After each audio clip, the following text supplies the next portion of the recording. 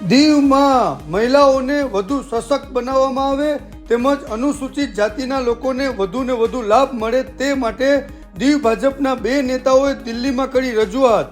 પ્રદેશ ભાજપના સેક્રેટરી અને દીવના કાઉન્સિલર હિનાબેન સોલંકી અને પ્રદેશ ભાજપના યુવા મોરચાના ઉપાધ્યક્ષ અને યુવા કાઉન્સિલર શ્રી ચિંતકભાઈ સોલંકી તેમજ ભાજપના અગ્રણી નેતા શ્રી જીતુભાઈ બારિયા અને સામાજિક કાર્યકર શ્રી વિનોદભાઈ જેઠવાએ ભારત સરકારના રાષ્ટ્રીય મહિલા આયોગના ચેરમેન શ્રીમતી વિજયાબેન રાહટકરજી સાથે મુલાકાત કરી અને પ્રદેશમાં મહિલાઓ માટે વિશેષ કાર્યક્રમ કરી અને વધુ સશક્ત બનાવવાની રજૂઆત કરી. તેમજ રાષ્ટ્રીય અનુસૂચિત જાતિ આયોગના ચેરમેન શ્રી કિશોરભાઈ મકવાણા સાથે મુલાકાત કરી અને અનુસૂચિત જાતિના લોકોને વધુ લાભ મળે તેવી રજૂઆત કરી. બંને ચેરમેનોએ આ રજૂઆત ઉપર ખાસ ધ્યાન દેવામાં આવશે તેવી ખાતરી આપી.